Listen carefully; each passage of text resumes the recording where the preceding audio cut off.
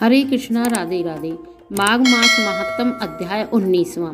कल 18वें अध्याय में आपने कांचन मालिनी के द्वारा राक्षस को राक्षस योनि से छुटकारा और उसका उद्धार सुना।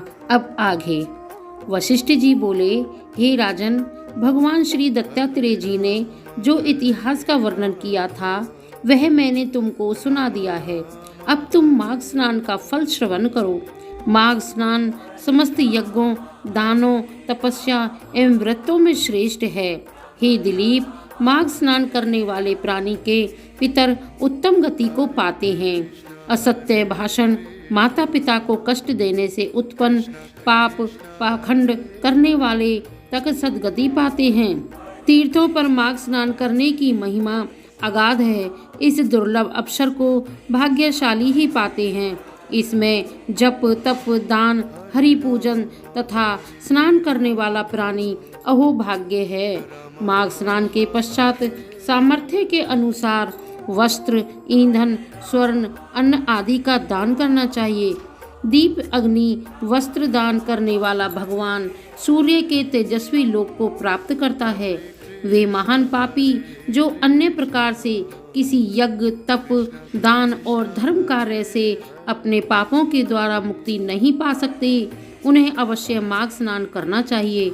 माघ स्नान समस्त प्रकार से श्रेष्ठ है और निश्चय ही स्नान करने वाले की मुक्ति करता है और उसके पापों को नष्ट करता है, चाहे वह कैसे भी पाप में लिप्त क्यों न हो।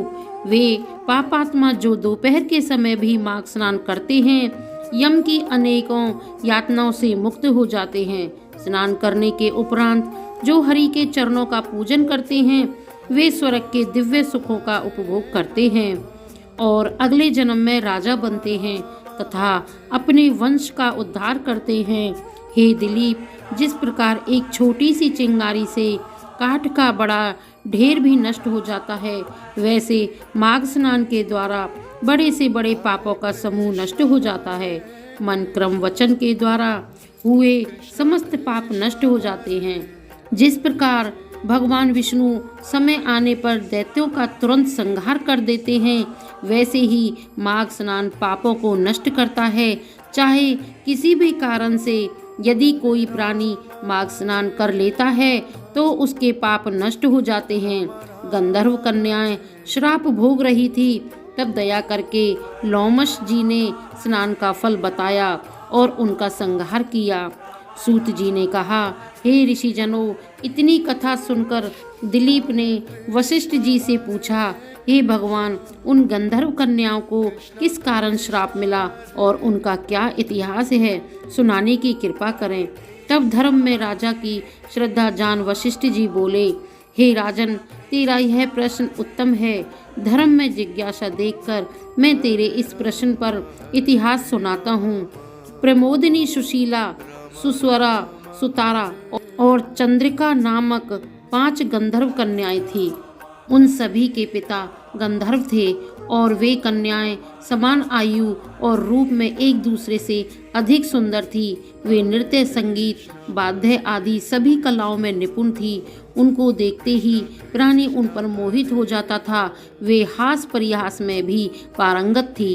वे गंधर्व बालाएं साथ साथ खेला करती थी, कभी वन में, कभी पर्वत पर, कभी उपवन में, कभी किसी सरोवर पर जाकर खेलती रहती थी। एक बार वे सब मिलकर खेलते हुए एक वन में पहुंची। माघ का महीना था। वे कल्प वृक्ष के फूल चुनने लगी।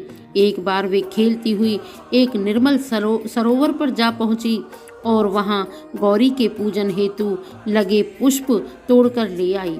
जल सरोवर के उस शीतल जल में उन्होंने स्नान किया और खेल ही खेल में पार्वती की प्रतिमा बनाकर उनका पूजन किया और फिर उस प्रतिमा के आगे नाचने लगी। हे राजन, उस सरोवर से थोड़ी ही दूर पर वेद निधि का आश्रम था। संयोग से उसी समय उनका पुत्र अग्नि में उस सरोवर पर स्नान के लिए आ गया। अग्नि में ब्रह्मचारी था, पर वह परम सुंदर और पुष्ट था। उसे आता देख वे गंधर्व कन्या सोच में पड़ गई। उसके मनोहर रूप को देखकर वे उसे कामदेव समझने लगी। वे पांचों की पांचों ही उस पर मोहित हो गई। और अपने मन में विचार करने लगी कि निश्चय ही ब्रह्मा जी ने इस मनोहर स्वरूप कुमार को उनके लिए ही रचा है। पार्वती जी ने अवश्य उन पर प्रसन्न होकर उसे वहां भेजा है। वे आपस में कहने लगी कि मैंने इसे वरा है। इन कुमारियों की ओर से अज्ञानी वह ऋषि कुमार सरोवर में स्नान करने के बाद अपनी पूजा वंदना में लग गया। जब वह समस्त क्रियाओं से निर्वृत्त हुआ तो उसके कानों में गंधर्व कन्याओं की बातें पड़ी। वह मन ही मन विचारने लगा कि आज महान अनर्थ हो गया जो वह इन कन्याओं के समीप आ गया। स्त्री की माया बड़ी विचित्र होती है। वह देवताओं तक को मोहित करके अपने धर्म से डिगा देती है। इस प्रकार सोच विचार कर ऋषि कुमार ने उन सुंदरियों से अपनी रक्षा के लिए अपने को योग बल के द्वारा अंतर ध्यान कर लिया। जब उन कन्याओं ने उस युवक को नहीं देखा तो वे बड़ी अधीर हुई। वे उसे चारों ओर अधीर होकर खोजने लगी, परंतु वह उन्हें कहीं नहीं मिला। वियोग के कारण दुखी उन कन्याओं ने इंद्रजाल अथवा कोई माया जाल जानकर घर लौटने का निश्चय किया। विरह से तृप्त बहुत विलंब करके जब अपने घर पहुंची तो उनकी माताओं ने उनसे देर से आने का कारण पूछा और उनके चेहरों पर विषाद चिन्हों को देखकर तरह तरह के प्रश्न पूछने लगी। माघ मास महात्म अध्याय 20वां समाप्त। हरे कृष्ण कृष्ण कृष्ण हरे हरे, हरे राम राम राम हरे हरे। बोलो विष्णु भगवान की जय।